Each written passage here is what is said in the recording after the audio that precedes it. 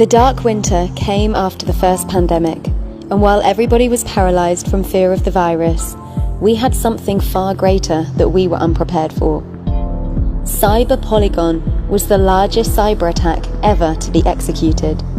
The world's internet was collapsed intentionally, and all of our rights to information were cut off. Banking, medical records, all databases were heavily attacked. Power grids were shut down, businesses were finished.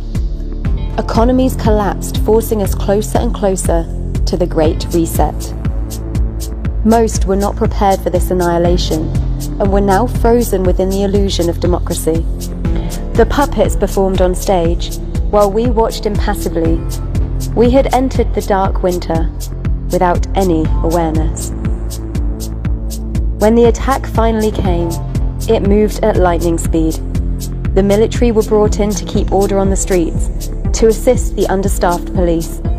With the huge cut in funding, institutions broke down, resulting in a worldwide loss of confidence in government. People fought amongst themselves, and countries were close to a civil war. Many people died due to the civil unrest, and the casualties were out of control. The world was in a state of international emergency. You had to fight for yourself over those years. Economies had fallen, and unless you were self-sufficient, obtaining food was difficult. People had relied so much on the old system that when the rug was pulled from under our feet, we didn't realize what had happened. We were not prepared for those months. They had brought the attack forward as the few of us who had awoken started to reveal the mechanics to this evil. The algorithms inside the control rooms had told them that they had to attack us now. People's stupidity and denial of truth kept the majority running in the gerbil wheel. Most just fell into an even deeper sleep. We had fully immersed ourselves into their narrative, digesting and living the script they had planned for a very long time. So many just blindly followed, lost in a heavy, suffocating, all-encompassing darkness. They created the money, they created the problems. They then created a solution that only limited us further. They used the excuse that the money isn't available to solve those problems, so we ended up caught in a whirlwind of dramas that stifled our human evolution.